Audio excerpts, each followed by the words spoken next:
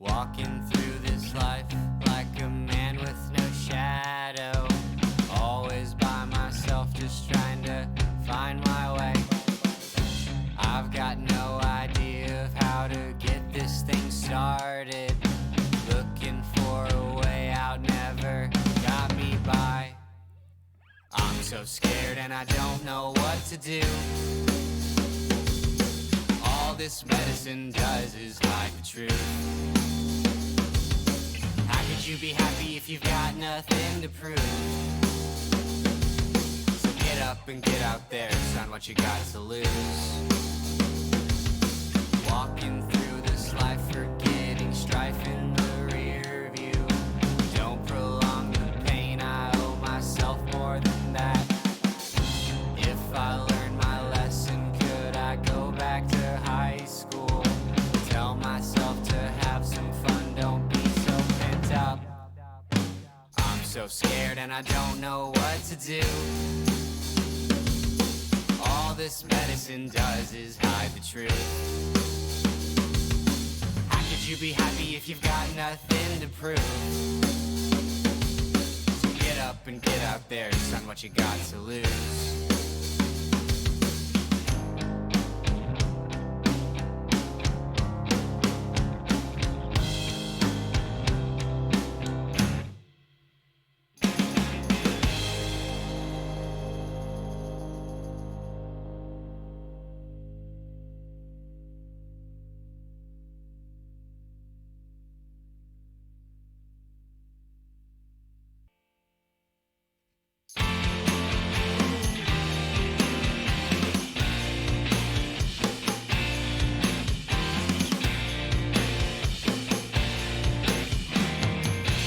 Lock the door and run hot water. My sights are skewed, forgive me, Father. Sent you a text over dramatic. Got the response I wish I hadn't. I feel ashamed beneath my sleeves. Too much has changed, I have to leave. I love my family, I love my friends. And as for you, some good things end.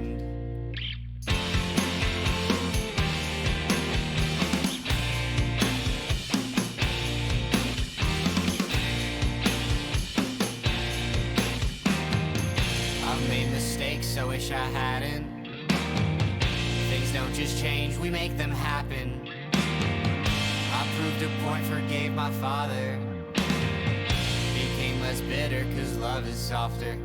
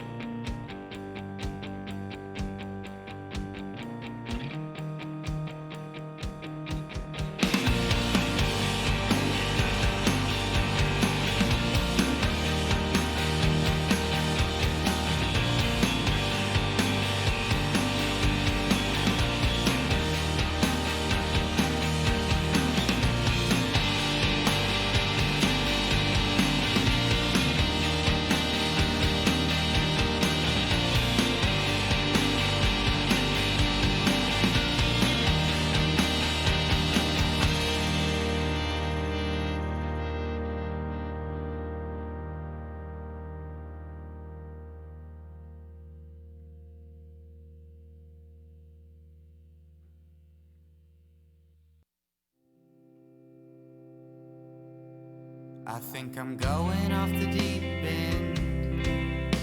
I think I took a left when I should've took a right at the bend.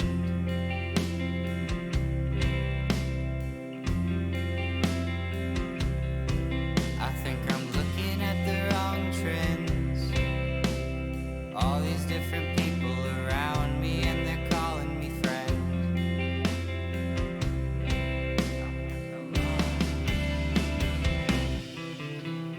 Come on man, let's just pass the time.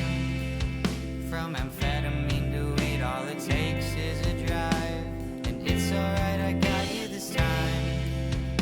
let's just pick up something quick. I want out of my mind. I think I'll look into some new friends. Everyone I know seems to somehow trip me up in the end.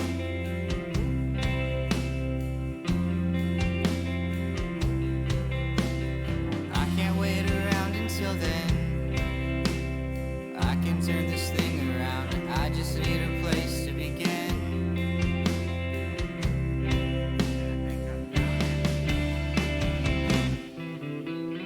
Come on, man, let's just pass the time.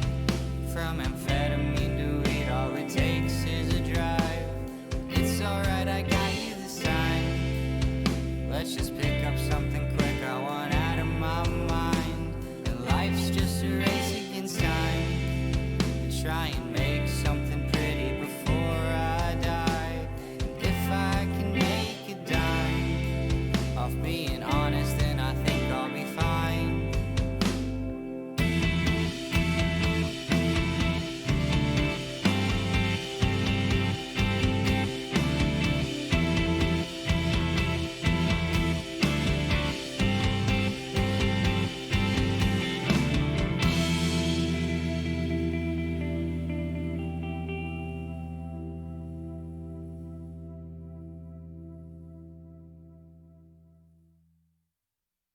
Stop stealing written on a little piece of paper.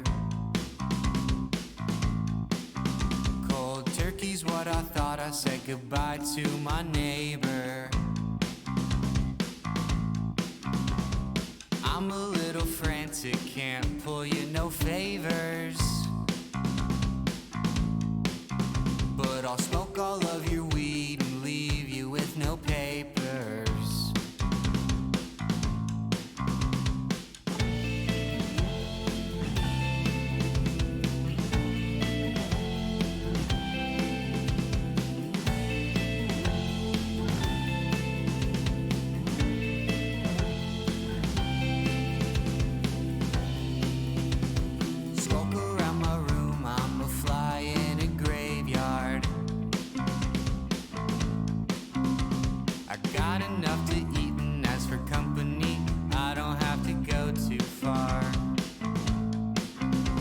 My car last week and walked out with a new scar. I got people looking out for me. I guess I set a new bar.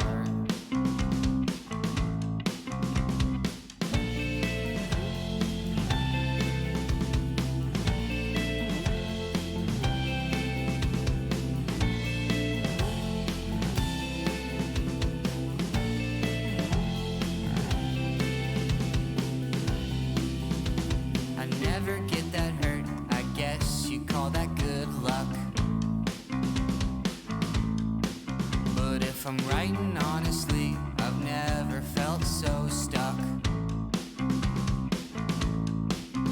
I've been looking for work, but can't get past the loading truck. And school's just not for me, I'm in enough debt from my other bluffs.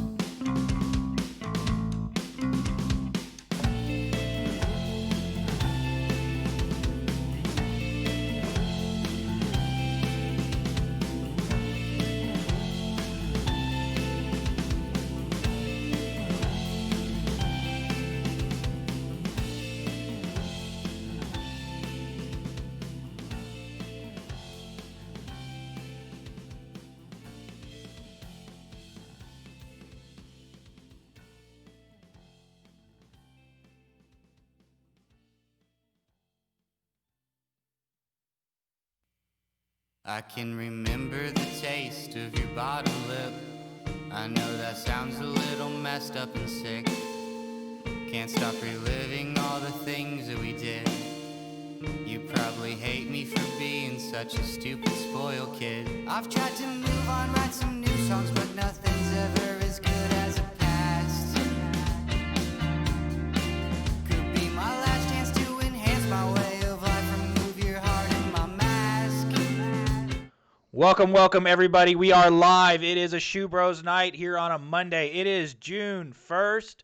We are here with you. We are here to talk about all the events going on in the world today. There's a lot of them. There's a ton of them. It is going down. Before we get into it, though, let me introduce my co-host who has a guest with him tonight. So over there on the other side of the screen is Mr. Kyle Schumann. Go ahead and say hello to the people, Kyle.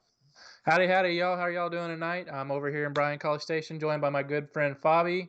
We work out together, and she's been involved with a lot of this stuff going on, and she wanted to come talk to us and give her perspective on it. And I said, fuck yeah, let's do it. All right. Say hi, Fabi. Hi. Okay, Hi, I'm say Fabi. 5 more words. Yeah, hi, I'm Fabi. I don't know, is this the part where I say more about me? Yeah, say whatever you want. Yeah, this is the So part. all right, so my name is Fabi Payton. I'm Black. Don't look like what most people expect, so that comes with a lot of different perspectives and experiences. A little bit about my history. I was born in the United States. My father is Black American, U.S. Navy veteran. My mother is Sicilian. 18 months after I was born, we spent the remainder of my life or my childhood in Sicily. And that experience showed me what it really meant to be the only Black person in the room. There's no doubt when you grow up in a white country that you're brown, especially if you're the only brown one in December. Sometimes you're only a brown person for a town, city. Sicily is very small.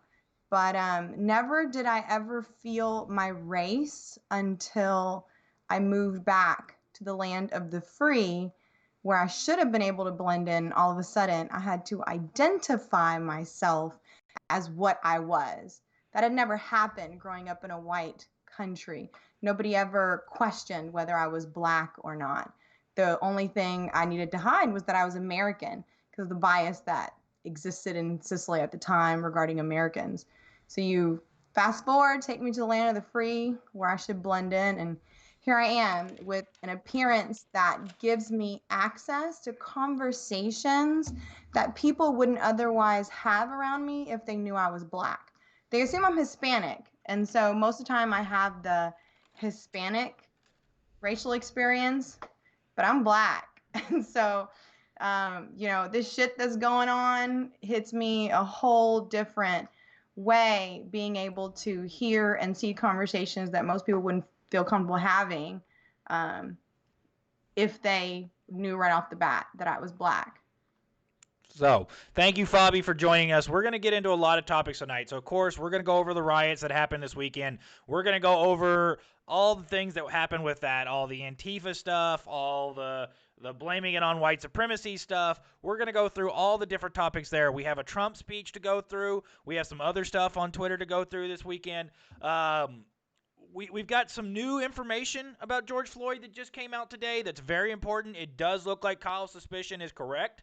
I will give Kyle a little bit of credit there. Not a lot, but a little bit of credit there. It looks like his suspicion is correct when it comes to the autopsy results, the original autopsy results. But we're going to get into that a little bit later. We're then going to get into a little bit more of the coronavirus news. There's a little bit of news coming out. There's some disturbing aspects of this. And I'm going to get into a little bit of a Twitter beef I had. And then if there's a little bit of time left, we're going to talk the little bit of sports that's going on right now. Basically, Dak Prescott still hasn't signed a contract. Baseball still hasn't agreed to come back, and how that's actually going to happen, and we're getting closer and closer.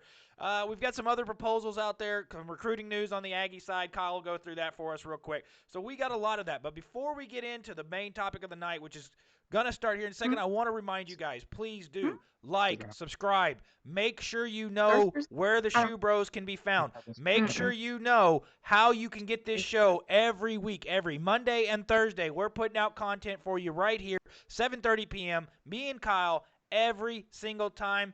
And now we're going to get into the main topic. So we got Fabi here tonight, and we want to talk a little bit about the riots we saw over the weekend. So Fabi, let's start off with, how much did you watch of the news this weekend? How much of these riots, how much of the burning did you see?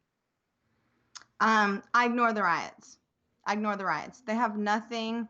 The movement and the issue with racism is not the riots. The riots are the aftershocks. The riots happen in America when motherfuckers lose, championship games, hockey games, when all kind, the riots happen. Now, the riots are happening at a point where things are like really tense and emotional and racial, and people are bringing in all these different aspects of it. But I ignore the riots because it just, to me, it's just like, it's bullshit. Like, and there are anarchists that just want to fuck shit up. They don't want unity. They don't want people coming together. They just want chaos. And so I ignore the riots.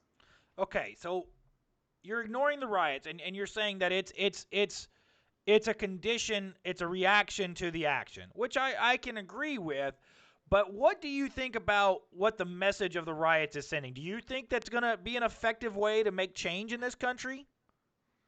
No. I mean, there's nothing good of it's. I'm a teacher, okay? Like if I push a kid to his probably his most traumatic, if I push those buttons, if that kid has already had a fucked up day, mom's yelling at them, didn't eat, and then I come in and I start bitching at a kid about the pencil, that kid is going to blow up on me.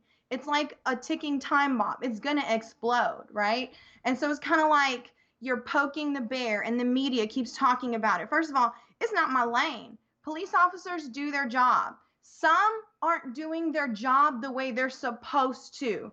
And we're pretending that what we're seeing isn't what we're seeing, right? And so the riots are the aftermath, the aftershock of like traumatic events in the midst of trauma, right? Now, these are adults. People say, oh, when you're talking about kids throwing fits, these are adults. Let me tell you, some adults still don't have their shit together. Yeah, I got 12-year-olds that could run this country probably a lot better than any of us in this space could, right? Just because of whatever. But I'll assume you're talking about that room that you're in. Okay. Listen, there's some pretty smart kids nowadays, okay? They don't have biases. They don't have racism. I mean, they're open to new ideas. They're open to science. They're open to ingenuity. Like, by the time people get to our age, they just feel like, oh, I got it figured out, and I'm just going to run with it. And kids are cool like that. So one of the things that I saw that discouraged me is like you saw the peaceful protests and like you saw it here locally. You actually went out and were a part of that, correct? Yeah. But here, we don't have that problem. Like it might happen, but it's minuscule at best. And even as a person of color, you can sit back and be like, wait, maybe that whole situation wasn't because of my color and maybe something was going on. But in these places, y'all, this wasn't an isolated incident. This was the only time it got recorded, right? Yeah. So here, it's like utopia. I mean, our kids that grow up here, they don't have a clue about the world outside of Bryan College Station. But in what we did in that protest yesterday, I'm disappointed that more weren't speaking out, because here we have a privilege as a community to say, this is how we do it. Yes, there is racism still in Bryan College Station, but how are we able to contain it to where nobody is being murdered by a police officer? Nobody is being murdered, right, for the color of their skin, right? It is hidden racism because my family has personally experienced it, but it's not going to the extreme that we are watching a man, like we are watching a video of a man pleading for his life. Does that make sense? Yeah. So what's here in Bryan College Station, that happened because it can happen, right? Because of the way our community is. It's an eclectic community. The university brings so many people. And because of the university, we understand that we need each other. We need our differences. And places like Minneapolis, places like Atlanta, is disproportionate in culture, not just race, but in culture, to where there's always that dominant and minority groups that are fighting for power. Here it's different. Everybody comes here to live and raise a family. That's our unifying goal.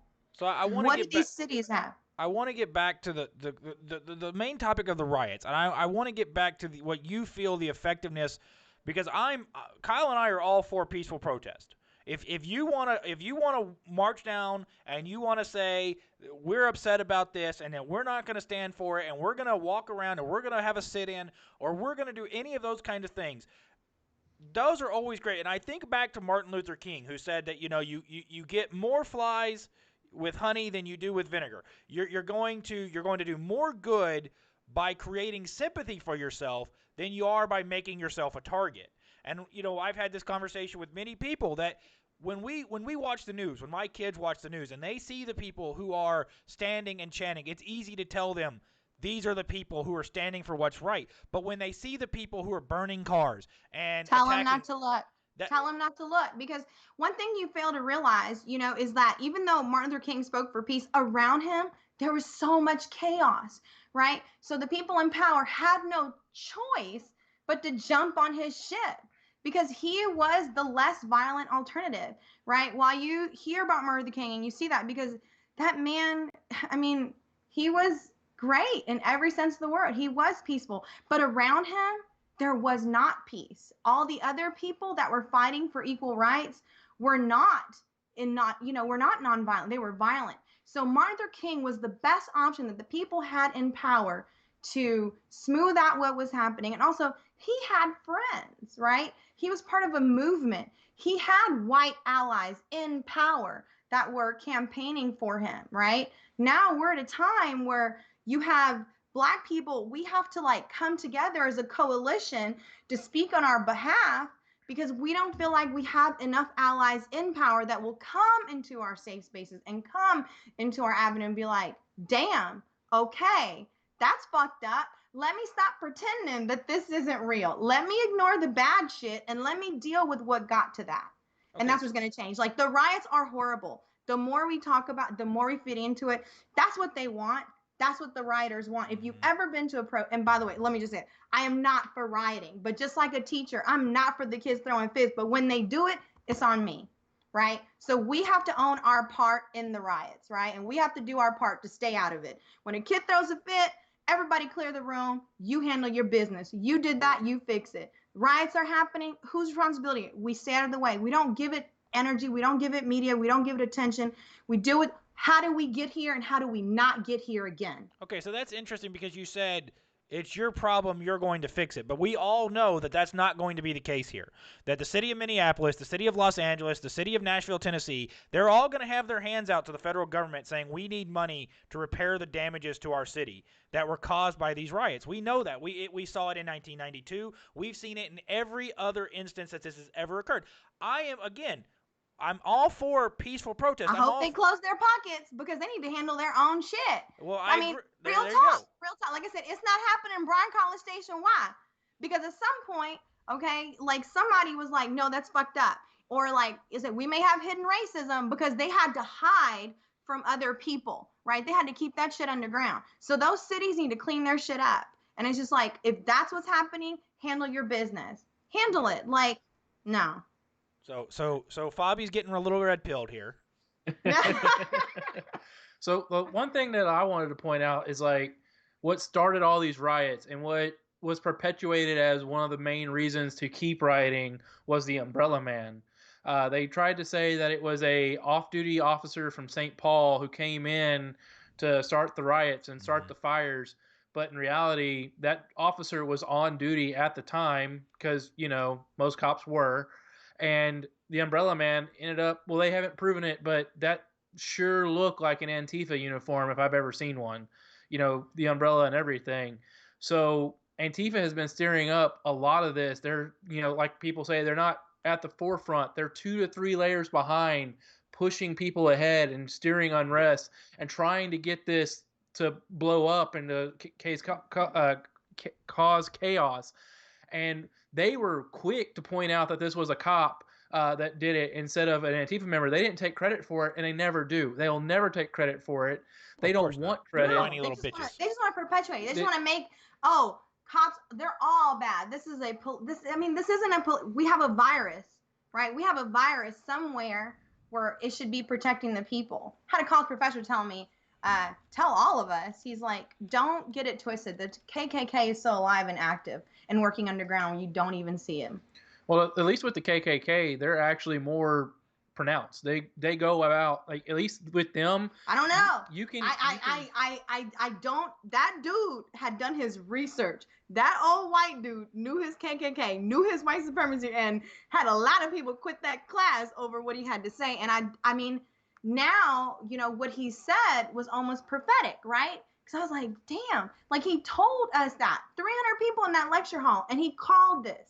He was just like, there will be another mass, civil rights movement. They are amping up. They're always looking for opportunity. And I'm just watching and I'm like, he's right. And he's like, and y'all are going to feed into it because y'all have social media. Y'all are going to share, you're going to share the post, you're going to show it, and you're going to give them what they want. So we've seen in a lot of cases, we've seen where, you know, BLM members have been calling out Antifa and showing where Antifa has been going and inciting these riots. We saw the guy in Washington, D.C. who was breaking up cement, trying to get rock sized, you know, for people to throw. The BLM members there grabbed him and handed him over to the police.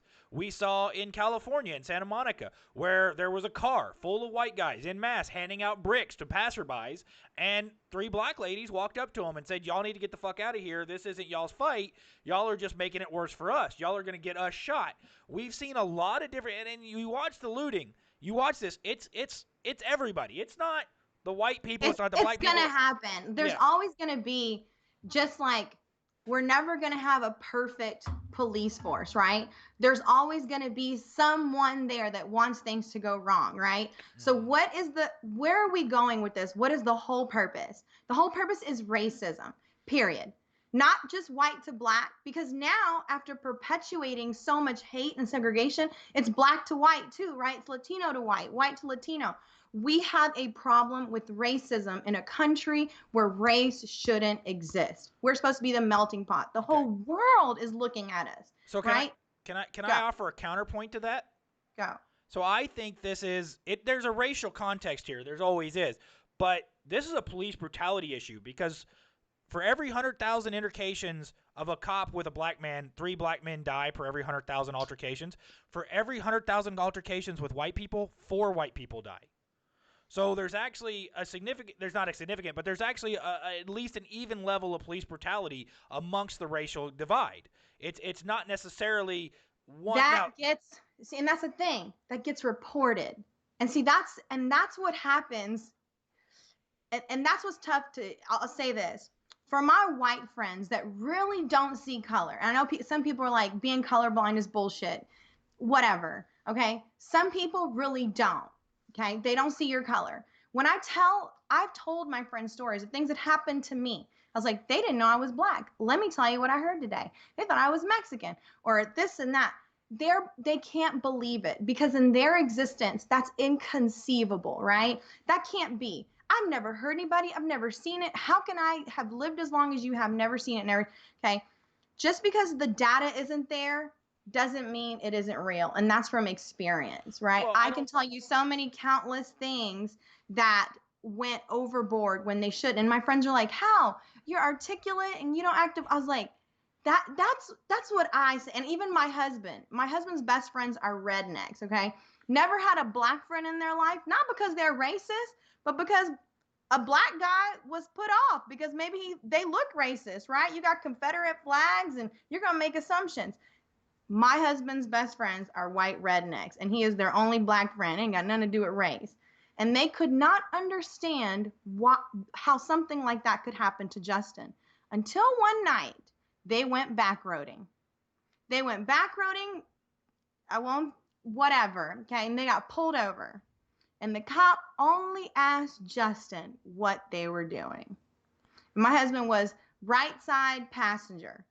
And from that point forward, let me say, things change, right? And because it's like, until you experience something yourself, until you see it, because it's invisible almost, right? Like this damn coronavirus, it's hard to understand. And yes, there's data, and I am a scientific person. I love data, but I gotta tell you, it happens so much more than it gets reported and televised. And now that it is, now that white America is confronted with the truth, what are you going to do about it? So that's where I'm getting back to, because I think the issue here we got to understand is that this is a matter of police brutality, right? This is a matter of bad policing, because this police officer had killed 2 people before in the line of duty and had been released back to the force both times. This is the 3rd person he's killed. Not the 1st, not the 2nd. This is the 3rd person this police officer has killed in the line of duty. This is also a case where, Kyle, I don't know if you ever went through search and seizure training in the Army, but we did all the time, right? No, I did. Okay, so one of the key things we're taught. If I did, I forgot about it. Okay, one of the key things you're taught in search and seizure is to have control of the situation, have control of the person. That's what these officers are doing. They're searching and seizing this person, trying to do that. So the thing we're taught though is that the small of the back is where you want to make your point, because that gives you the most control of the person. If I control your back, I control you, right? Because every limb is coming through there. I can shut down any limb I want by just putting pressure on your back. But we've talked about this. If this cop moves his leg down 5 inches to the middle of that man's back, we're probably talking about a case where it looks bad and the optics of it are bad, but the man lived. You know, George Floyd would have lived. But police officers have to make decisions like that every day. And sometimes there are people that they have to be brutal, right? Let's be real. Like sometimes it is a bad person, right? Regardless of the car, they may have there could be, I hate to say that. My dad's a U.S. Navy veteran. He still regrets the day that when he had his chance to kill Saddam Hussein, he didn't take it, okay? There could be a situation that maybe to save his own life, but in that moment, there were other officers, there were other people standing there, right? That man was saying, I cannot breathe. Yes. Now ask yourself, in that, because we're all humans, we can, critical thinking, in that moment, where was his critical thinking? All the training in the world, because that's what it is. That's what's great about being human, right? We can make those gray matter, decisions. What happened in that moment? What are we missing? And for us as a people of color, not just Black, but Latino, it's our instinct that when we can't see a fact on why things went so wrong for us, and the person on the other side that's winning is white, it's racism, right? Because that's the experiences we've had before. When I can't see it, it's racism is a virus. You can't see it, you can touch it, but you experience, the hurt and the devastation that it causes to your soul and your body, and that's how it goes. So yeah, all the training in the world, police brutality, sure, the police, but what is the thing that is continuously happening in these circumstances that is causing Black people to be so disproportionate nationally in these situations, right? And like I said, they don't always report them. But what you're seeing in videos, what you see happening, what we're experiencing, it is true. It is very true. And many people fear, for their lives every day. My husband will tell you right now, he doesn't know if he's more afraid of his own life or the lives of the people who would hurt him if they did. Because like his friends are rednecks now. They tell you in a minute when all this happened with the riots, they told me that I was so upset one day because something had happened. I brought it up while we were hanging out, and they were like, Fabi, we would burn this town to the ground, because they love him and that anger and that frustration, right? And now I'm like, now that it's happening, I'm like, no, but who am I to judge, right? Them writers and people, they have an agenda. They didn't know George Floyd. They didn't know him from Adam. All his family is crying in a corner rocking, right? I can't excuse any of them. If his son isn't doing it, then should nobody else be doing it? Because his children should be the most upset and angry. His son lives here in Bryan College Station. His son lives here, and he is debilitated with pain, right? So can't excuse, but we can't keep giving it fire, and we have to understand how it got to that point for those that are angry, before it catapulted into this media extravaganza that now they want. So yeah, that's where I was going with the Antifa people, because they're the ones that are sitting here just taking advantage of the situation 100%. and stoking the fires. They don't care about the pain that me and you are experiencing. They only want to advance their own agenda, and they know that they can get away with it because of the fact these people are so on the edge already. It doesn't take much for that tipping point. It doesn't take much to get people who are already angry to just lash out. But normally these people wouldn't lash out. They would just sit there and protest and throw up, the signs and throw up the chants and the things, and they would be able to peacefully disperse after that time. But these people coming in those 2 to 3 rows behind, pushing forward, and you saw, multiple videos come out where these they had bricks staged, ready to go. They had Molotov cocktails staged, ready to go.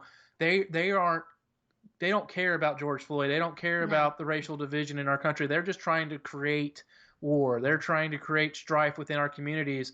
And the only way that we're going to fix any of this is to sit down as a, common ground and sit down and talk and actually go over what it is that's causing these issues. So yeah, police brutality is what's popped it off this time. So what we need to do to fix it? Well, better policies, better procedures, better escalation policies. And unfortunately, the cities that we're seeing this happen in, at least in this instance, are democratically controlled. So the Democrats that are always claiming that they're for the minorities are for the minorities, but in this instance, this happened in their control, Yeah, and we have, and there's not much that we can do. I think that's what normal people fail to realize, right? Just how much you actually can do. And I think that's what is hard, because I've had I put myself in black spaces because I know I'm black, even though if I walk into a room, my fellow black people look at me like I'm a Latina. I mean, it just rolls off my back. But I brought my white friends with me into black spaces. I know that they weren't always made to feel comfortable just because of the experiences that group had with somebody that looked like them. However, I encourage you to keep going, okay? As a person of color, I'm very used to being the only one in the room. I'm a minority. There's less of me. It's normal for me to be, hell, at one point in my life, I was the only brown person for the whole town, maybe the whole island, right? When you're white, you're not used to that, okay? And it's uncomfortable, but you need to make yourself uncomfortable and be that, because when you show up where we are, we feel united, okay? You may feel uncomfortable, but don't. Feel welcome. It's like, I am here. I want to be here. That's what these protests signify. When I see, my husband had a sign that says, I am not a threat. And he said he found so much comfort from every white person and child present to know that they are with me, that they get it. Like, I don't live my life as a black man. I live my life as a man. Mm-hmm. My color doesn't come into play until somebody makes it an issue. How we choose to raise our daughters, how we choose to whatever, our vernacular has nothing to do with race, it's to do with our culture. And so as a white person, when you experience any kind of statement, because it seems benign at first, right? Like a black joke or a Mexican joke, shut it down, because it's perpetuating a bias that doesn't exist, right? When you say, oh, I want to see, I love what you said earlier, you want to go and see the plight of those people. Yeah, there are so many groups of people. You can never imagine the plight of all black people, because we have all had a different experience now, right? Like, I can tell you, my family, I can tell you I'm privileged. I've never had or needed government assistance, any kind of help, nothing. Our parents set us up, period, right? Some, if you were to believe the black biases, you would say, I'm living like a white girl, but I'm not. Black people live like that every day. Not because we're black. We live the same. And so it's about shutting those conversations down, those jokes down, be like, that's not funny, right? Don't say that. Erase that. Cut it out. Be done. Just like I can't say, oh, that's white people shit. Oh, white people don't live the same. Oh, white people don't drink. Some people go to, black people have the same spectrum of living, right? My husband has more in common with his redneck best friends than he does anybody that's his same color. Why? Because they live the same way. They love their wives the same way. Well, some love their wives. They love their children the same way. Or their husbands. It's 2020. No, they don't love no husbands. I can tell you that. They love ammo. They love guns. You know what I'm saying? Like, so that has to stop, those biases, right? Those biases from white to black, from black to white. Black people, we have to stop assuming that all white people are one way, because they're not. Like I said, I remember my husband's best friends coming to my ring duck, people looking at me crazy, and they were the only ones that brought the kind of beer I like, okay? Those are your real friends. And so we have to really stop.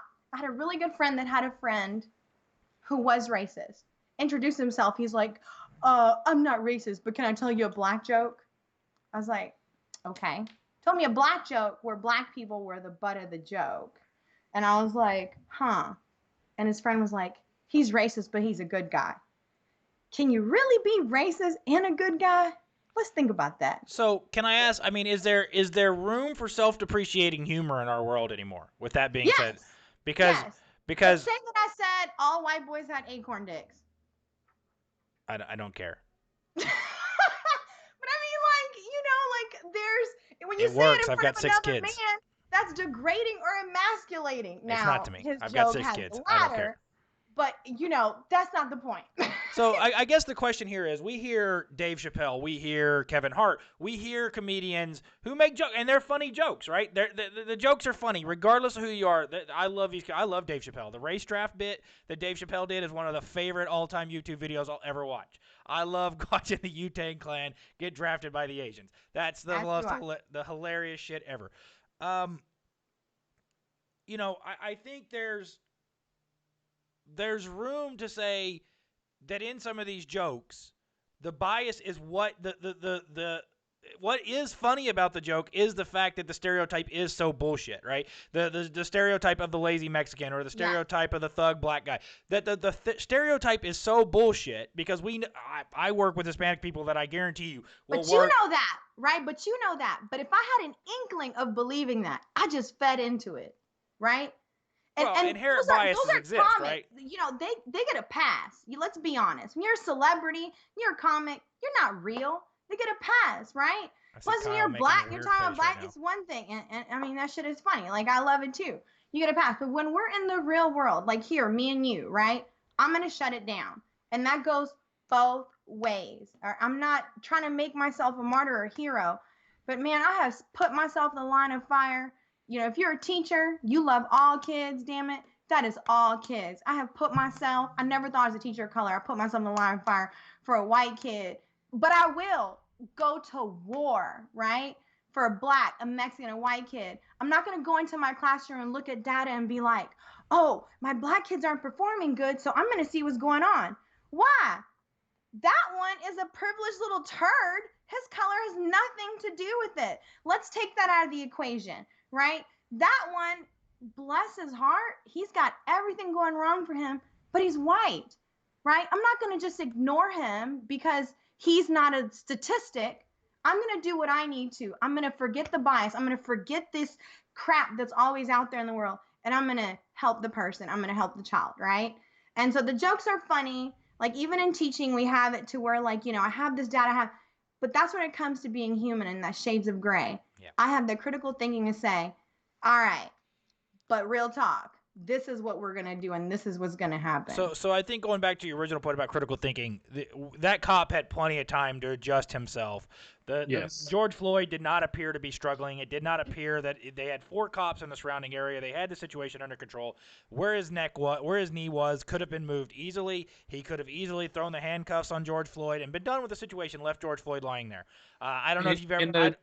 The new views come out is that not only did he have him under control, but there was the other 2 officers that you don't see.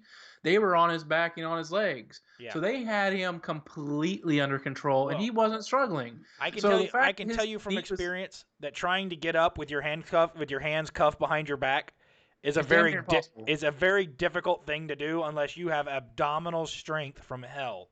Okay, if you're one of those guys that can flip yourself up without, having to, the guys that can just flip up onto their feet, then yeah, you could probably get to your feet. But George Floyd, from all we know, was intoxicated. That doesn't excuse the officer's behavior. I'm not trying to say that we do have reports that he was intoxicated at the time. He probably wasn't getting up with handcuffs on his back. If he did, with his handcuffs on his back, if he were to try to get up, he could have easily been subdued again. A person with his hands behind his back can easily. You grab him by the back of the neck, you lower him to the ground. Now you take all of that and imagine, right? Because we're intelligent individuals. That was just the one time it was recorded, right? Where there's smoke, there's fire. That was not the first time. That man didn't learn that by himself. He didn't make that up. Those officers stood right there. Why? Because it was normal. He had done that before. Not just him, probably people in that police force, right? Like, that is just what we witnessed. But nothing we saw, that was not the first time that's ever happened. Okay. Not to a black man, not to a Latino man, not to at the hands of somebody that's in a majority group, right? And you have to be left to wonder why. Let's start talking solutions, because we can talk about the problem all day, and that we know what the problem is, right? We know that the problem exists. We know that, and especially in this situation, it's very clear. But we also saw in the Ahmaud Arbery case that there was excessive force used for the situation. Even if those guys thought they were making a citizen's arrest, there was no need for them to have a gun. They never should have had a gun. The law does not allow them to have a gun in that case. Even if they're in a citizen's arrest situation, citizen's arrest does not permit the use of deadly force. It does not. It absolutely says you must refrain it from any also force says, being what used. are we saying about the men of our country now that they just can't throw fists? Like, where are we at, y'all? Like, everybody got, like, ain't nobody going to gym, ain't nobody throwing fists. Like, everybody needs a gun. Like, come on, man. I'm a feminist, but that just because I feel like I should be able to do the same things that guys do, okay? I grew up in Sicily. Things are different. So but did you fill out a selective service card? I don't think so. That was a long time ago. I don't remember. But like, what happened to just fighting, right? When did we come this, like, everybody got to have a gun and shoot? You know, punk ass, throw a fist, go to the gym. Like, I hate to say it, be a man, right? Okay. Because I'm a teacher. I come home angry all the time over things, and I just want to punch the shit out of a lot of people. But as a man, y'all get a lot of opportunities. First thing you do, I'm sorry, I shouldn't say you, because my first thing a lot of American men do, they grab a gun. Like, what? So let's start talking. It's a great equalizer is why we would grab a gun, because there might be guys that are bigger than us and we don't have a chance, and they're trying to get into our house. See, if you already think you have a chance, I'm gonna need you to grow some. But they're trying to get into our houses and take our, mess with our stuff. But in the Ahmaud Arbery, that's a different. That's not the case. We're not arguing that. We're not arguing that the Ahmaud Arbery case is good. We're arguing that those men should be in jail. I guess maybe I just wanted to say that there were some punks. Yeah. But let's look at the situation here, because the situation was that this officer had 2 other deaths in the line of duty that he was involved in. I don't know the details of those deaths. Those haven't been released, but we know that there's 17 reports of excessive force against this officer. 17. Each time he was allowed to go back to the force. Chief of police needs to be removed. 1, 2, right?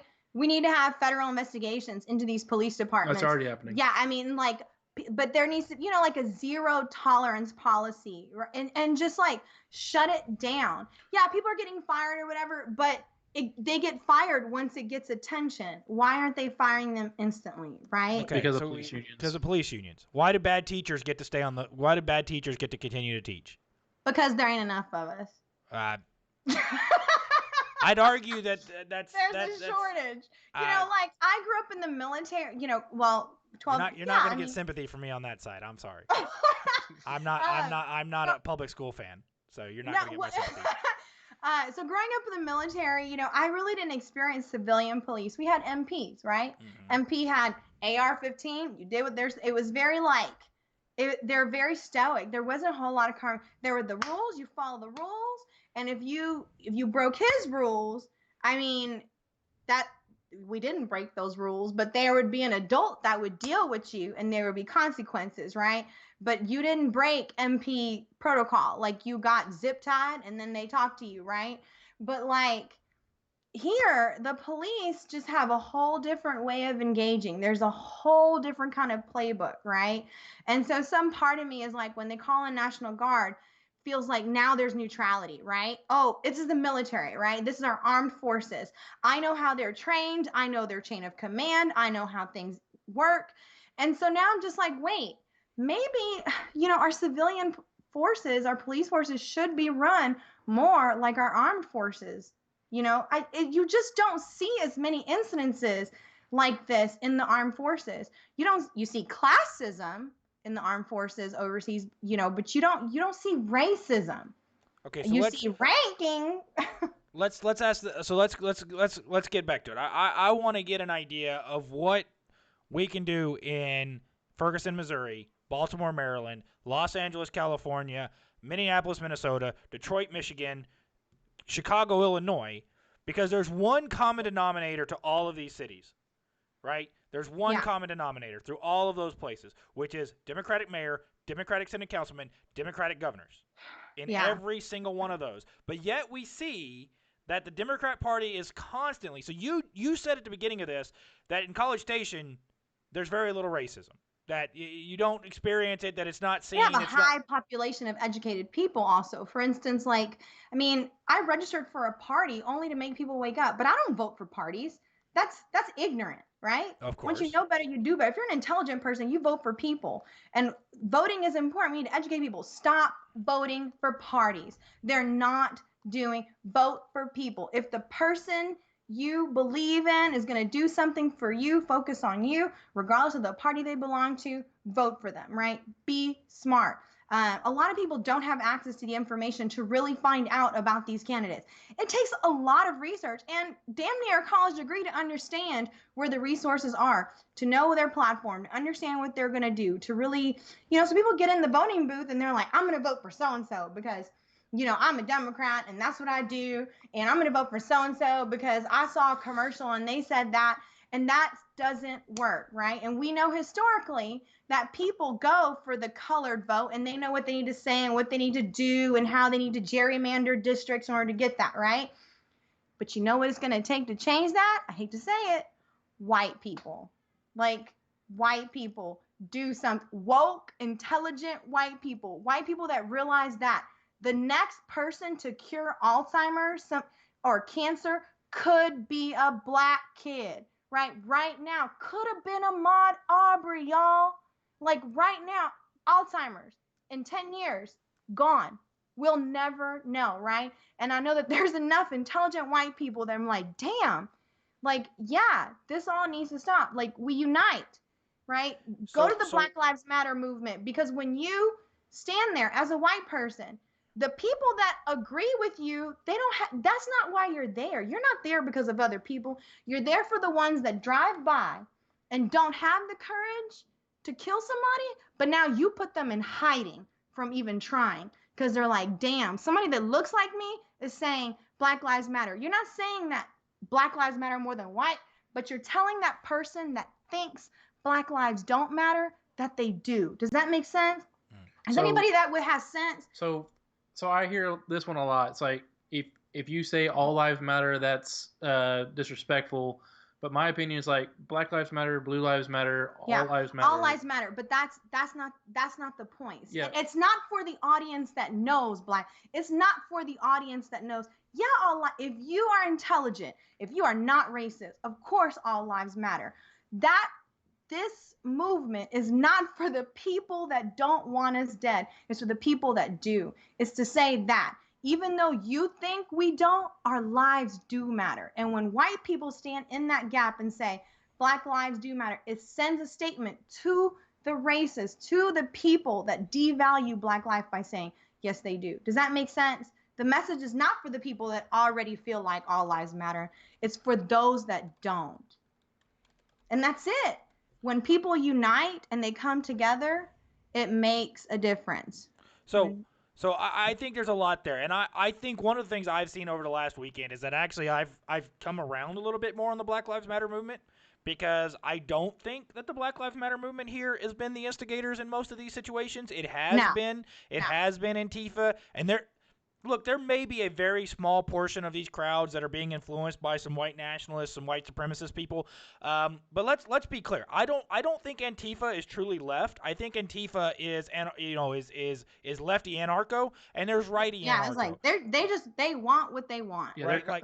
they're more of the communists. The 1921, they're definitely not. Started in Germany, helped out Hitler get to power. Yeah, that's Antifa for you. So for all the people who say, well, Antifa's just this little group that just started. No, 1921 is when Antifa started, and they worked with the Nazi Party. They didn't really like the Nazi Party in Germany, but they worked with the Nazi Party to get rid of the social liberal party in Germany that then led to the rise of Hitler. So they can say they stand for whatever no, it's all bullshit in the end of the day.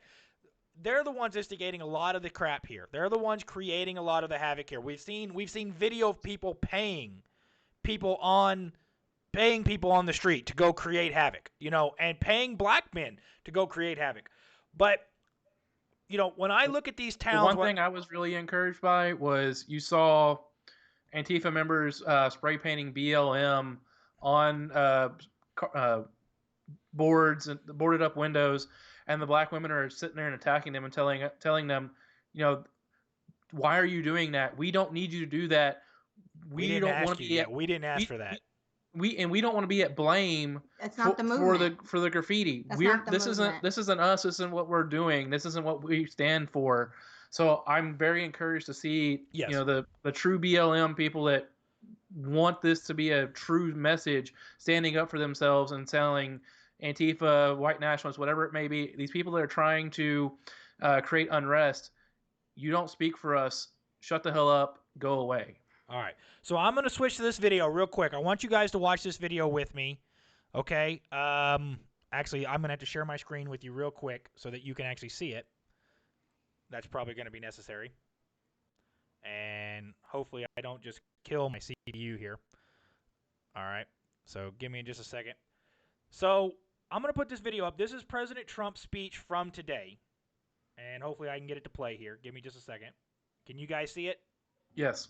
All right, so I'm going to put my mic on mute so that we don't hear. This is from Fox News, so all credit to Fox News for this video. This is their broadcast. But this is the president. Can I see it? No. This is the President Trump speech from today, where he came out and talked about, moving forward from this.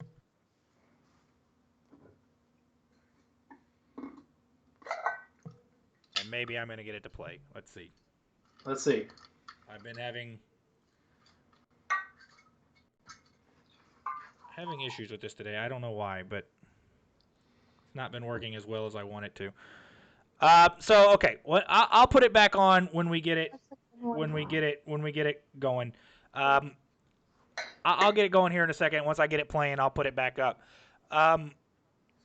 There's a lot to talk about. So the other thing that we saw here is we saw a lot of celebrities go and pledge money to bail out the people who were rioting. So my question to them is, are they bailing out what they think is protesters, but in reality are rioters, or are they knowingly bailing out rioters? That is my question, because there might be some that are unjustly, they were protesting. Yeah, unjustly. You saw some media members get hemmed up because the cops were, just getting anyone and everyone who wouldn't disperse. But the media members, they're there to document. They were getting hemmed up. So there might be other people who are unjustly hemmed because that's a part of it. When you show up to a protest, you're taking a risk. Okay, period. I took my kids. I knew. And when people started, I was like, it's time to go. Children, I am not down for chaos, right? When you go to a protest, you sign up for that, right? You don't know what's going to happen. And history has said people have gotten arrested for protesting. And so if you get arrested for protesting, for rioting, that's on you. Somebody put the bill. All right, so I'm putting. They do what they want. I'm putting the speech on now. So give me a second. I'll put it on. Let me unmute it for you. People, I swore an oath to uphold the laws of our nation, and that is exactly what I will do. All Americans My poor were CPU is sickened saying it and can't do this. revolted by the brutal death of George Floyd.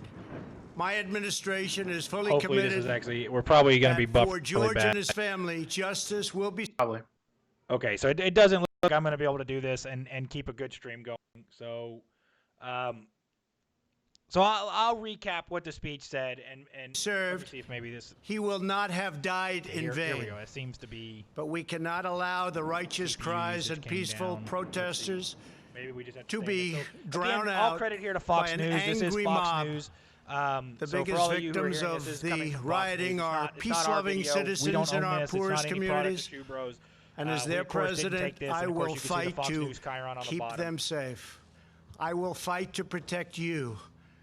I am your president of law and order and an ally of all peaceful protesters. But in recent days, our nation has been gripped by professional anarchists, violent mobs, arsonists, looters, criminals, rioters, Antifa, and others. A number of state and local governments have failed to take necessary action to safeguard their residents. Innocent people have been savagely beaten, like the young man in Dallas, Texas, who was left dying on the street. or the woman in upstate New York viciously attacked by dangerous thugs. If they can't beat you in an Small argument, they'll business just owners start have calling seen you their dreams a utterly racist, a destroyed. homophobe, Just New York's xenophobic. Just take a finest have picture been with your hit in black the friend and face say I with have black bricks. friends, middle finger Yeah. Brave emoji. Yeah, but nurses to them, that's who have you just have battled a the token virus are You're afraid not, to you're leave actually their you're homes. racist. You Just just say, have the one black just friend. say A yes, I police do. precinct has been And just overrun. fuck it. Here in the nation's capital, the Lincoln Memorial Yeah, so for and all the y'all there, World War II Memorial Kyle and I were having a have been conversation. So Kyle and Fabi vandalized. were having a conversation there that y'all can One of totally our hear most because they're historic not muted churches whatsoever was set right now. ablaze. A federal officer in California, So an President Trump is African-American coming out and talking enforcement about hero, the fact was that shot we and killed. These are not acts of peaceful protest. need to have law and order. We need to get These are back acts to of working together. These are domestic not acts terror. of people in The the protest. destruction That of these innocent rioting, the life people burning down these cities, and the spilling that of this is innocent not blood part is of an the protest. offense to humanity And what he goes on and a later in crime the video against to God. do is America needs talk about the creation, fact not that destruction. here soon we are going to have to have a conversation about how to repair this and how to get this back to where everybody can come back and trust that they can go out in public and be safe. And he then goes on to talk that if the governors refuse, he's not at this moment going to use the Insurrection Act, which would allow him to federalize, to put military members out into the streets to control these riots. What he's going to do instead is he's going to allow the governors a chance to use their National Guard and try to get this back under control. But of course, that is a matter of those people, those governors having to make the decisions, as we saw in Minnesota. Minnesota did make that decision, and they were able to then get back under control, but we're not seeing that happen in other states. Yeah, and even then you've seen some videos of people that just like they're on their porch and they're just watching what's going on, and then the police, not the National Guard, but the police shooting them with pepper bullets to get them to go back into their houses. It's the police that are in this situation that are unfortunately overstepping their bounds. A lot of them, I'm not saying all police are this way, but a lot of the policemen, might be their one chance to, fire into a crowd, and they're seizing the opportunity. Those are the ones that we need to weed out as soon as possible. We need the cops that are, just standing there peacefully and understanding that these are righteous claims, these are righteous issues that need to be resolved, and not making it about themselves. Now, some of them don't have a choice in the matter because they're being attacked. And those, I stand with them 100% when they defend themselves. Because, unfortunately, there's videos out there that show how to knock a police officer onto his back and then attack him while he's down. And these cops do have to think about themselves, their lives, their families, and the people that they have to protect at home. So they have to, split moment think, okay, I've got to defend myself. I got to defend my buddy. And one of the things that I saw that was very heartwarming and very uplifting is you saw one instance where a police officer did get separated from his unit, and people from the BLM movement surrounded him and formed a human chain around him and allowed him to safely walk back to his unit and then be reunited with them, and then stand there in protection of those people who were trying to peacefully protest. All right, so I want to play one more video for you that I have queued up right now. Hopefully this one works a little better. This is a sheriff, and this comes from Twitter. So we of course don't own this video either, but I'll put this one up. Are we going to be muted or on live? You are talking. We have received information on social media so that some of the this sheriff deputy, the sheriff, were going to take their criminal conduct into the neighborhoods. I would tell them, if you value your life, you probably shouldn't do that in Polk County, because the people of Polk County like guns. They have guns. I encourage them to own guns. And they're going to be in their homes with their guns loaded. And if you try to break into their home, set fires. Okay, can you hear? Yes. I'm highly recommending they bring you back out of the house with their guns. So live the community. And So what says here, in case you weren't able to hear it, in case Kyle wasn't able to hear it, is he says that he's heard about them wanting to come into his neighborhood and to cause issues. And he has told them in no less explicit terms than can be made, if you come into this neighborhood, the people here own guns. The people here have the right. I encourage them to own guns. I encourage them to protect their property. And if you try to break into their house, it is very likely, and I encourage them to blow you back out the room. Yeah. You gotta protect yourself. Yes. I mean, because what is the purpose of, hurting? Like I said, this isn't the movement. These are people that just want chaos and don't want the movement to happen. They don't want unification. They don't want white people and black people to come together, because then we're dangerous, right? Then we run. What, 80%? They feed on our division. They hate the idea of unity. And so you do what you got to do. Like I said, in those neighborhoods, there's white, black, Latino families. Yep. And, just like our man, we're armed and we're going to protect ourselves. I mean, he's just reaffirming what we as Americans thrive by our rights. You know what I mean? That is our right as Americans to protect ourselves. So one of the things I've been having a lot of conversations with the people that Kyle and I have had on this show, who are, black guys that we've had on the show that are movement protesters within the movement, they're mostly conservative. I will give them that. So we tend to talk to mostly conservative people, but we try to get outside of that. But even the liberal people we talk to, the question becomes an economic question. And I've pointed this out. I study economics, so I don't know if Kyle gave you my background. I have a master's degree from Syracuse University, and I'm about to start a PhD in economics. So I love talking economics. I'll talk economics with anybody. But when we look at crime rates in these urban areas, when we talk about LA, when we talk about Chicago, Detroit, Minnesota, Minneapolis, St. Paul, when we talk about New York City, Brooklyn, when we talk about these majority-minority areas, when we look at the crime rates, we can directly correlate increase in crime rates with the increase in poverty.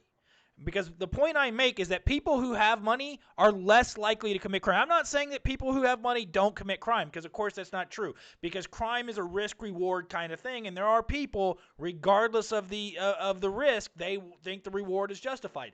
There are crazy people regardless. But when you put somebody in a situation where there is no reward, the risk all of a sudden is nothing. If the choice is between me putting bread on the table to feed my family or stealing a loaf of bread, I'm stealing that loaf of bread. I don't give a shit what color my skin is. I'm going to feed my family. I'm going to put food on the table and make sure they're taken care of. And I think what we have to start talking about is we have to stop talking about what we can give people in terms of money and what we can get, and start talking about how we can better educate these people and get them ready to get good jobs. And then I love what Senator Scott has done, which is to pass the Opportunity Zone legislation that pours money into these neighborhoods, brings investment. It used to be we heard about gentrification. Gentrification was evil. That brings money into your neighborhood. I understand the culture of your neighborhood may change, but it brings money, it brings jobs. It brings economic opportunity, which is then going to give you that opportunity to lift yourself up, lift yourself out of the situation you're in. Yes. What those neighborhoods need is resources, right? If you give a poor person the resources to access information, okay, so you go to these poor neighborhoods, right, and there's their typical elementary school, and all the kids grow up in the same neighborhood with the same lack of internet and no cell phones, and they only get their learning, their social reality from their teacher. That's all they're going to know, right? Now you get an area like Bryan College Station, where the kids, or Bryan Elementary School, right, where the kids come from all these different neighborhoods and socioeconomic background, and the kid who is poor goes home and says, "Mom, did you know that 12-year-olds can have cell phones? Did you know that you don't have to have a contract and good credit? Did you know you can go to the dollar store and get me a cell phone? What?" Now that 12-year-old has a cell phone. That 12-year-old in poverty has a cell phone. Maybe that 12-year-old. 12-year-olds I teach you. But now, he learned, right, that they can access cell phones, right, month by month. He has a cell phone now. He can go to the internet. He can play with his friends. He can do all these things. He can check email for his mom. Now he's communicating with the school, right? All because he was not in a homogenous class. He was in a class with kids that had different backgrounds and experiences that opened up his, perspective, right? And so it's not just about like people are, I love America and we do have a lot of money, but it ain't money. It's resources and it's people. Sometimes it's just me telling you, right? Sometimes it's just pay a teacher an extra $2,000 a year and bring her from Texas. I can show some Michigan kids a hell of a lot of things, okay? Sometimes you need somebody different perspective to open that kid's mind. And once you change that mind, that kid's going to go home, tell his family, there's different things. And yeah, bringing in gentrification does create new jobs. But if you only say it has coffee shops and you're black and you only associate coffee shops with white people, are you going to want to work at the coffee shop? So, now, so, you know what I mean? It's just different things like. Before we change topics and get into something else, do you want to hear a white joke? Because we don't ever hear white jokes, right? We hear black jokes, No, we hear Hispanic jokes. Like I am. But listen, I'm telling it, I'm white. It's okay, right? I know, but listen, I'm so amped up. Like I am so ready to die for all my people. Like people don't understand. So I'm gonna self-depreciate. Degrading to white people as a whole, or just a small group? That's sure you decide. Oh my gosh. All right. We're gonna tell the white joke. Kyle's heard this a billion times, so once he hears me say it, he'll know that he's heard it a billion times. How do you scare a group of Hispanics? You run through them butt-ass naked as fast as you can, yelling immigration, immigration, immigration. How do you scare a bunch of black people? Run through them fast as you can, butt-ass naked, yelling the cops, the cops, the cops. How do you scare a bunch of white people? Walk up to them nicely and calmly and say, blacks and Mexicans. What the hell? Oh my God. This is almost as bad as my husband's smoothie story. One day I'll tell you guys how my husband went to Copperfield and a random ass stranger offered him a smoothie. He took it and he was afraid to pass a drug test years later. By the way, I said, who takes a random ass smoothie from a guy, Justin? Like, I don't know. I handed a guy a taco one day in the Blinn parking lot. This is what he said. I said, what kind of person just randomly offers you an energy smoothie from their garage? And he goes, a white guy. And I was like, oh my gosh. Like, okay. You could be. Okay. Yeah. so let's get on to some of the other topics we have tonight, because we will go forever if we don't. So one of the things we saw is Kyle brought this to my attention. Mayor de Blasio's daughter, who Mayor de Blasio has been as locked down of a governor as we've had, right? He has told everybody, you go sit in your house and think about what you've done. And, you're not allowed to go out. But yet, as soon as people start rioting and protesting, all of a sudden coronavirus is gone, I guess. It doesn't exist anymore. And Mayor de Blasio and Governor Cuomo, who are famous for, actually killing grandmas because they stuck COVID patients in nursing homes. By law, forced the nursing homes to accept COVID patients. So they actually killed grandmas versus us in Texas, who, our mortality rate amongst our elderly population is a lot lower than theirs. 42% of coronavirus deaths in this country come from people who were in nursing homes. So that's 0.6% of our population results.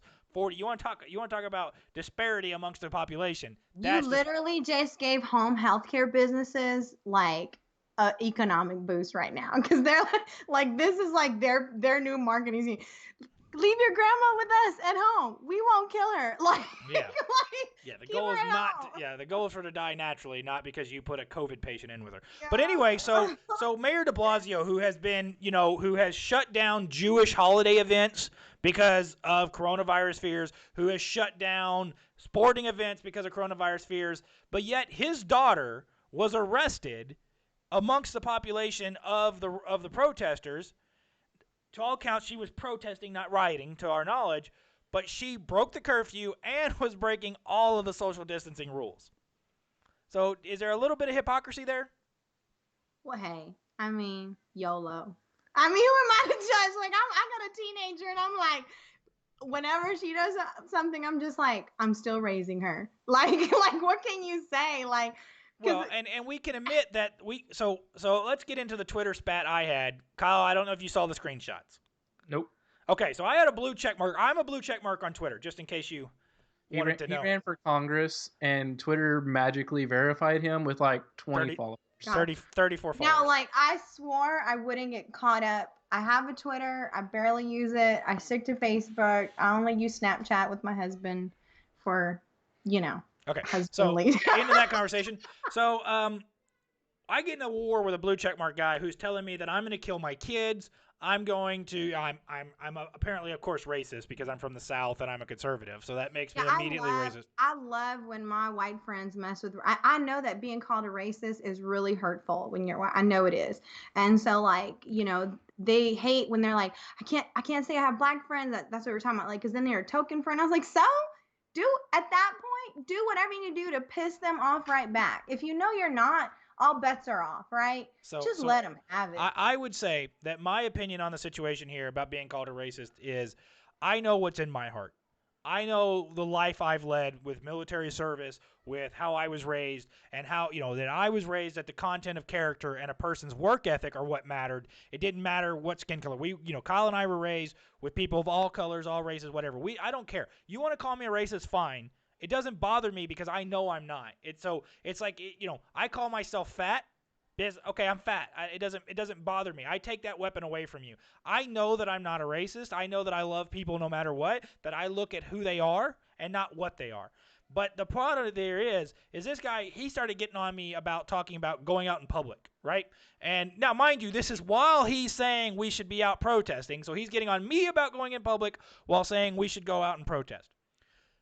So we start talking about the fact that Texas has opened up. We haven't seen a large increase in cases. We haven't seen a large increase in deaths. We already don't like to be around people. It's a big-ass state. Exactly. We got a lot of room. We got room. Yeah, we're not on top of each other. So I was talking about the fact that I take my kids out to do things now. Like, we're going out and about town and things. Because the data, the science shows us that kids, that people under the age of 50 they're good. Are good. They're fine. There's no issues there. They could have it and actually be killing everybody else. So the point I made to him is, okay, we don't go see grandma. We don't go see great grandma.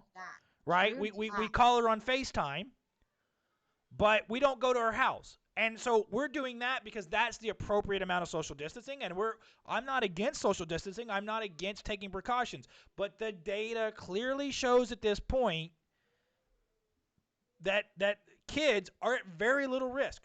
So it's not even data, it's just science. Yeah. Like, so science, I mean, it is a new novel virus. It could change, but as of right now, the actual science isn't showing that they are at-risk group, I mean. Yeah, 45 and under are. I have a cousin in Italy who's doing research that she actually, there could be a child, just like they're looking for the population of young people, not children. Obviously, we don't want to put children at risk, but young people who have never had a flu vaccine and never gotten the flu because their bodies have the potential, right, to have the antibody that could cure every mutation because that's what we're having right now. It's not that we don't have a cure, but we don't have a cure for every mutation and we can't figure out a vaccine for all the mutations.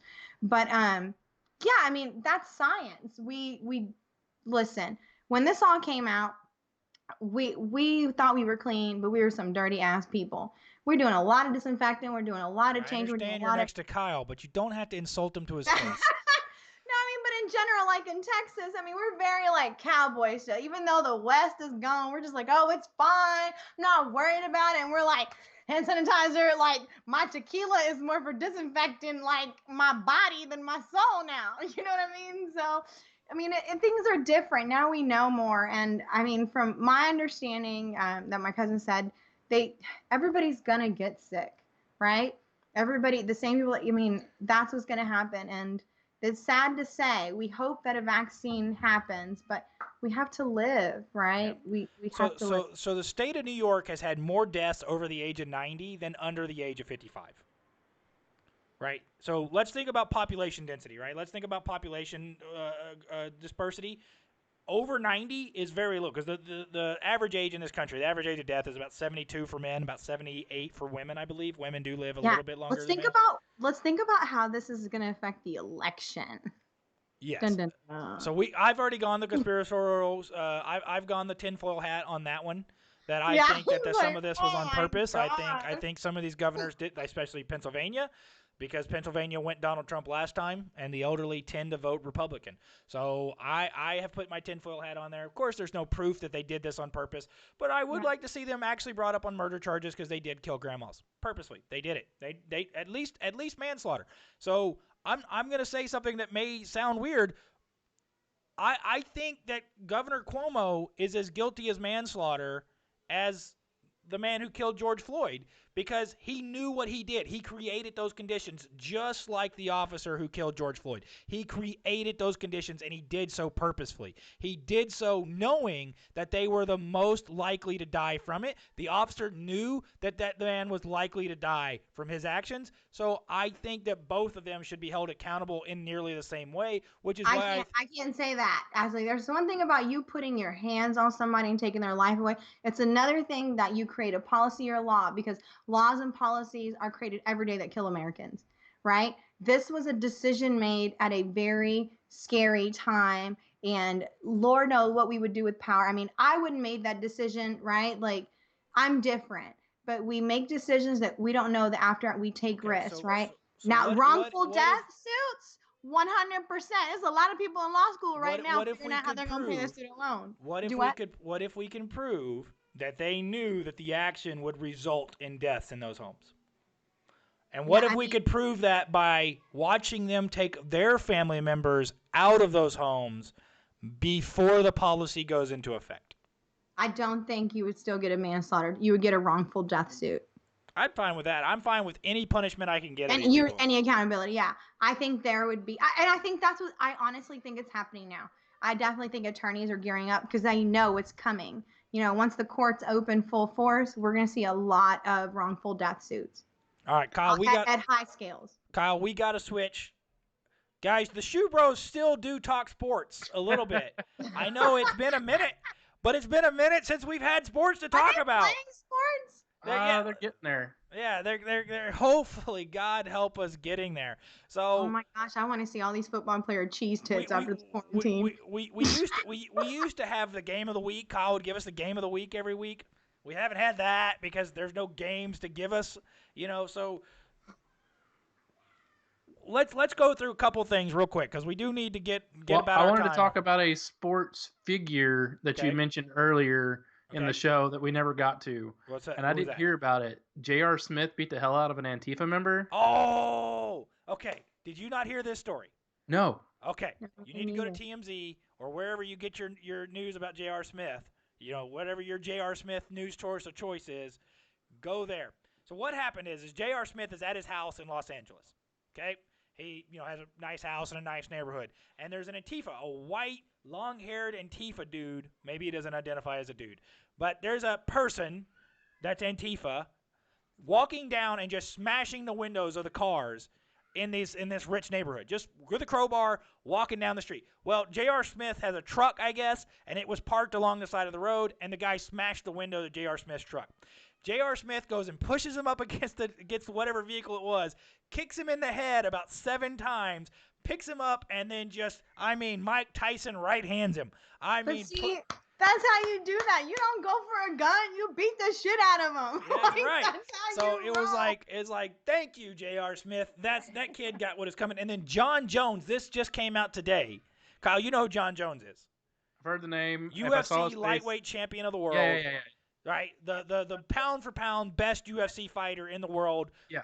Him and Conor McGregor would be a super fight if they could get to the weights. So John Jones is walking around, and I don't know what city it was in, but he comes across a bunch of Antifa members spray painting, white kids spray painting the sides of the wall. He starts going up to him and says, "Give me the cans." And the kid doesn't want to give the can, and he starts bullshitting with him, and all of a sudden you hear somebody go, dude, that's John Jones. That's John Jones. Like, that's a UFC fighter. Like, he's going to whoop your ass. And then all of a sudden the kid's like, "I'm sorry. Here's a can. Oh, don't do it again." And it was like, yeah, you were about to get your ass handed to you, dude. You thought you were bad. That's a 6'6" black man who is trained to beat the shit out of people. So because of that, I do want to mention the topic F. Trump declares Antifa a terrorist organization. This is only the second time an organization, a U.S. organization, or an organization that operates inside the U.S. Domestic organization. Domestic organization has been declared a terrorist group, and the first one was a white nationalist group. Who was declared by? Trump. Trump as well. So for all of you out there saying, "Oh, well, Trump declared Antifa domestic terrorist, but he's just all happy with white nationalists," he was the first president ever to declare a white nationalist group a terrorist organization operating on U.S. soil. And he was able to do so because they have ties back to Russia. And for all of you who say, well, Antifa's they have ties to Germany, to France, to England. This is an international group, which means they apply to terrorist laws. Yep. And it's sad that the media is trying to dismiss them as even being an organization. I mean, if you go to Reddit, they have multiple Reddits. They have they have Twitters. They have leadership. They have the flag. I think they just hate Trump. They hate government. Well, they burned down the AFL-CIO building yesterday. The guy, I will say I wanted a businessman president. I don't think he realized what the job was going to be like, that it was a lot less business. Nobody does and more until like, they get there, right? Nobody. Yeah, and so, but I mean, it's a very schmoozy, butt-kissing position. It's not his way. It's not his way. He's used to being CEO, the end. And it's a very different position. But they don't like him, and no matter what, even if he does something that's truly good and commendable, they're just not going to give him credit. No, I don't know if I've ever seen them give presidents that much credit ever. All right, so ever. Kyle, let's talk a little bit about sports before, because we got about 5 more minutes before we're going to call it a night. So let's start with the Aggie news. You guys got a new recruit today. Yeah, so we completed the Deuce. We had Deuce Harmon the other day commit as a cornerback, which we covered Thursday. Yeah, and then this morning I got a text message and I was shocked and I literally, my wife probably attest to it, yelled out and just like, "Oh my God, fuck yeah!" So, Deuce Fothery, a 6'8", 305-pound offensive tackle, big old boy, top big boy, Richmond. Is that where he's from? Texas? I don't know. I remember. I didn't see it. I sent it to you earlier. So the Deuce, throw up the Deuce over there in Aggieland. I got some good recruiting coming in. The other big sports news right now is that Dak Prescott still doesn't have a deal, but it's looking like the deal will get done. We know what the parameters are. It looks like right now it's just your chicken and egg kind of thing. Which one's going to move first? The Cowboys want Dak Prescott to take a 5th year on his contract. Dak Prescott, I think they're good on average value. They're fine on how much. The Cowboys just want to stretch it out over a few more years so that the cap hit in the first couple years will be smaller because they do have some contracts coming up that they'll need to get taken care of. So I think Dak Prescott gets done. It's just going to be interesting to see when it is. But we did see a very interesting video today of him, Ezekiel Elliott, Fred Brown, who's a wide receiver for the Denver Broncos. And were they down in Cancun? No. They were in Dallas, and a former number 88 with Dallas, Dez Bryant, working out together in Dallas. And now there has been rumors that Dez Bryant has been in the Star, which is the Cowboys workout facility in Frisco, working out, and that he has had conversations with Stephen Jones about potentially coming back to the Cowboys. That'll be interesting to see if that happens. Now, that'll be real interesting to see because his number is no longer available with the Cowboys. Who they give it to now? CeeDee Lamb, the first-round draft pick of this year, is now the number 88. So if Dez Bryant comes back, he's not going to be the number 1 wide receiver in Dallas. He's going to be the number 3 or number 4 wide receiver in Dallas. But if he's looking to come back and build a reputation for himself in the NFL, if he's looking to come back and show the NFL that he can still play after basically sitting out 2 years now, because he was going to play in 2018, but then he tore his Achilles. And he was out for the season, and then he was unsigned last year. So this will be the 3rd year he hasn't played, which, I mean, most people don't come back after 3 years out of the league. So if he was looking to, say, get a place where he could come and play with people he's comfortable with, Dallas would be an option for him. It would be neat. It would be interesting to see what they do with the numbers. I personally think they give him 82 because Jason Witten has left. that number is available, and it would be fitting to see him carry on that number in Dallas. That'd be interesting. So I pulled up Ruben Fothery's or Deuce Fothery's profile. He's 6'8", 305 from Richmond Foster. He's nationally the 112th ranked recruit, the 18th overall offensive tackle, and 18th in the state of Texas as well. So very 18th big overall recruit in Texas or offensive tackle in Texas? No. Number 18 recruit in Texas, number 112 nationally. Okay, yeah. So very, you said very big recruit. Multiple ways of saying that. He's a very big time get, and he's a very big boy. Now, y'all had an offensive lineman, 2 weeks ago, right? Yeah, Wyckoff. That was another big boy that had position flex, as we love to say in Dallas. All right, so guys, we've covered a lot tonight, and there was a lot more we wanted to get to. Justin Timberlake donating money, celebrities donating money to bail out the Antifa rioters who are burning down Black America. I hate to say it that way, but that's how I feel about it. I feel like these white guys are going down and burning down black businesses. In Dallas, the only restaurant they torched was a black-owned restaurant. It's the only one they managed to torch was a black-owned restaurant. In Minneapolis, you saw the bar owner who got his entire bar destroyed, who worked his entire life as a firefighter, put his life on the line for the people of Minneapolis so many times to save up enough money to build a bar, and then they went and ransacked it. They tore it to pieces. Now, the good news there is there was a GoFundMe page. Like insurance? The good news is insurance? No, he doesn't have insurance.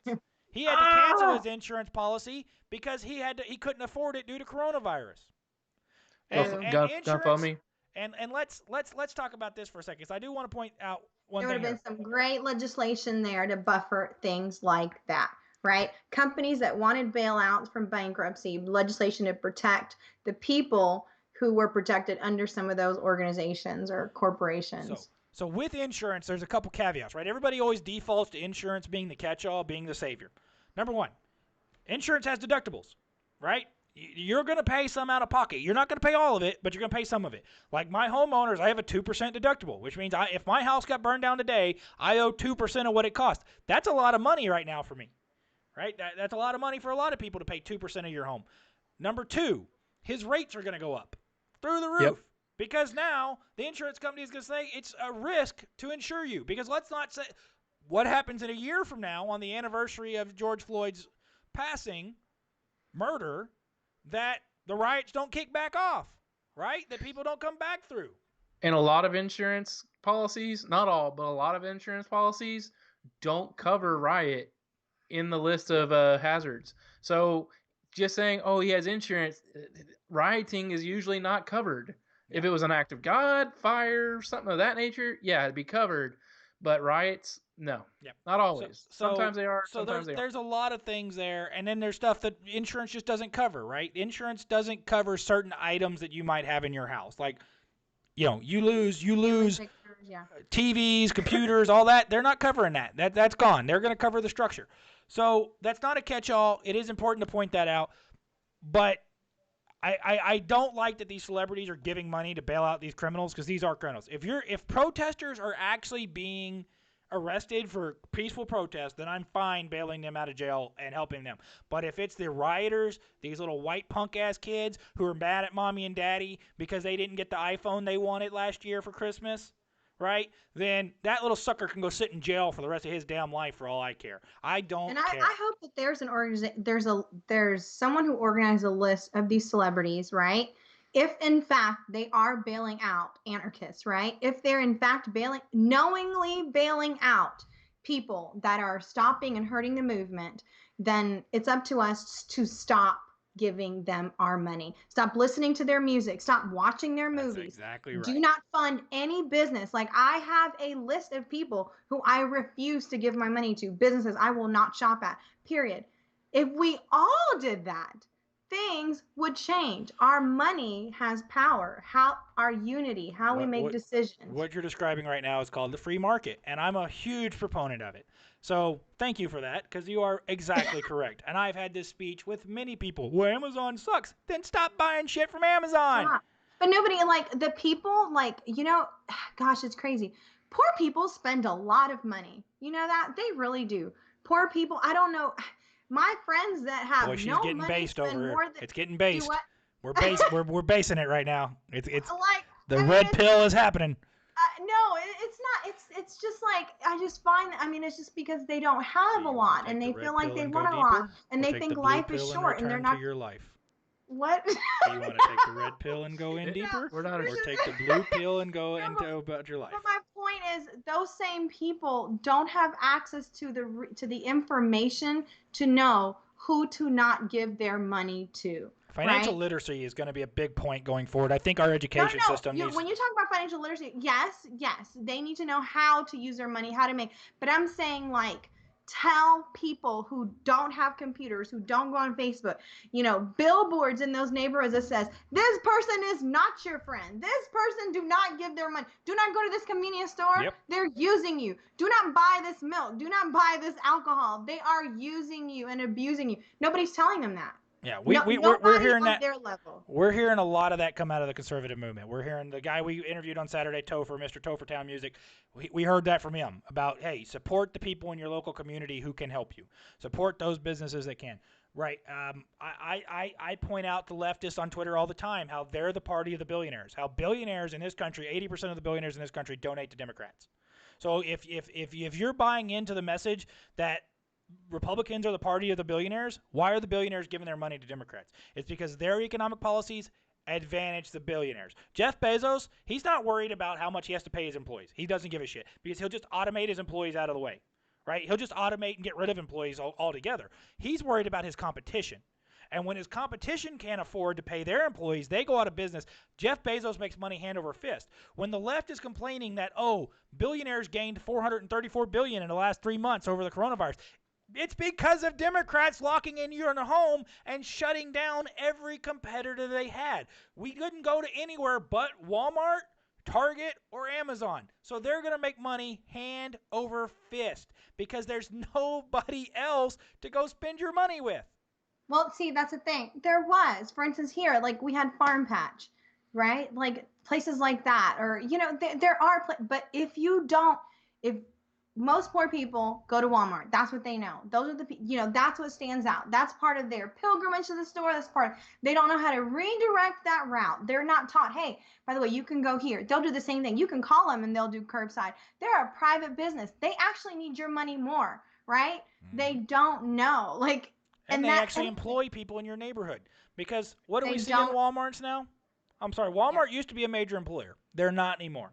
Because now the people that we want to change, those neighborhood, the low socioeconomic status, they do not have access to the information, right? Yep. We know how algorithms work. We know that they are being fed information that they seek, not the information that they need to seek to better help them, to get the resources they want, the perspectives, the exposure. Until somebody rich decides, I'm not going to bail out riders. I'm going to give the people that are angry about this the resources and information they need to make a better informed decision and do things differently to change their life. That aspect of society won't change. All right. So with that being said, thank you so much to Fabi. That's a great point. That's a great way to finish this episode up.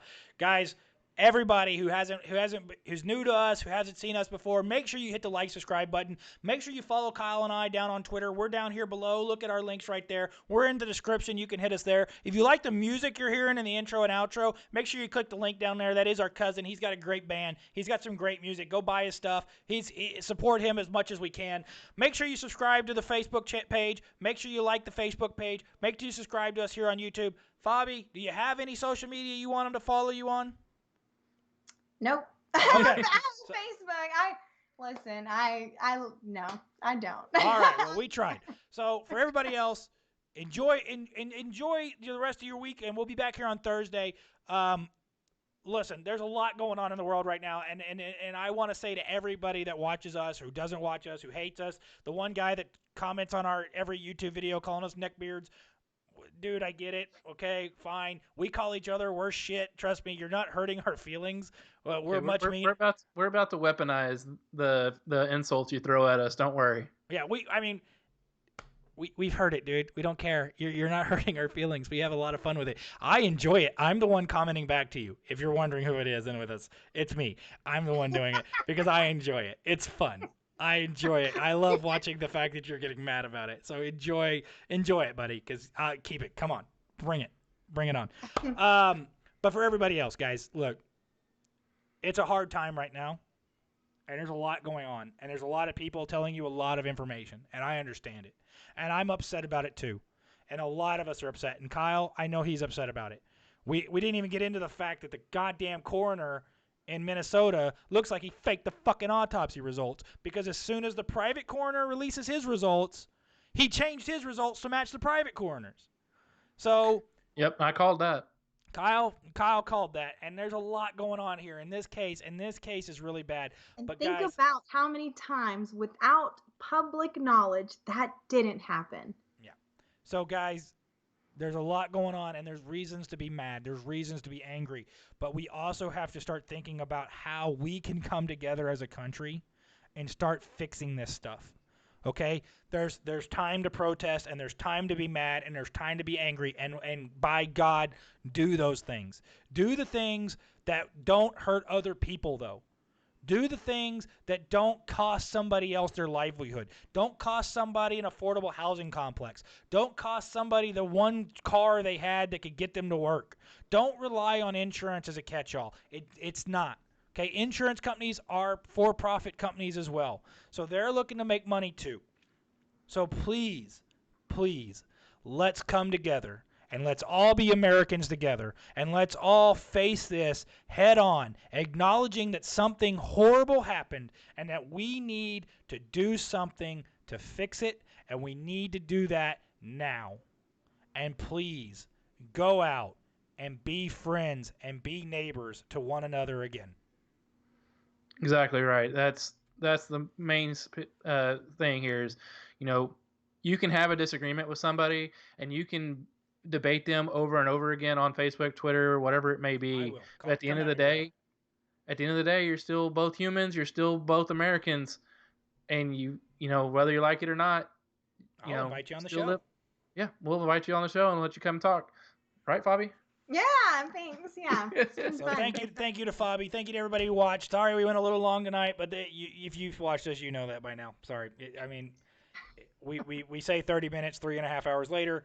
We get about halfway through the show. So thank you to everybody who watched. Again, our links are down below. Go follow us on Twitter. If you feel like you need to vent on Twitter, I'm here for you, bro. Come at me. I'm happy to go with you. I'll do it all day. I enjoy it. I don't got a lot to do at work right now. So come at me, bro. Other than that, guys, have a great week. Enjoy it so much, Fabi. Thank you so much for coming on with us. Thank you so much for having us. Kyle? Thanks and gig 'em, and God bless. Everybody have a great night. God bless you all. I just keep calling on the help of my peers, but their success makes me distressed. Things will be better when I disappear, bouncing from city to state. Nothing feels great, I'm a committed disgrace. If I could get up, hold my chin up, confidence is just a bluff for the weak.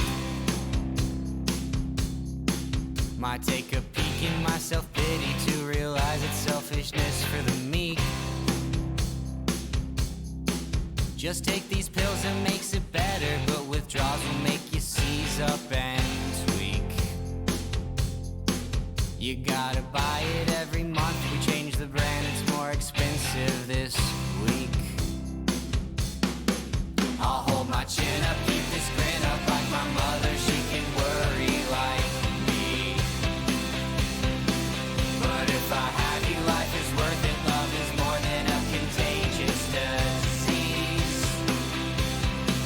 I think of me, a family, is this another pipe dream?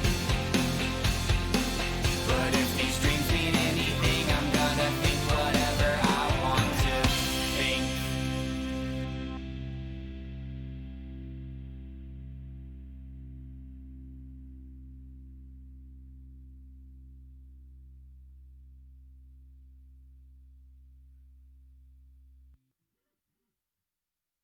I just can't convince myself to look.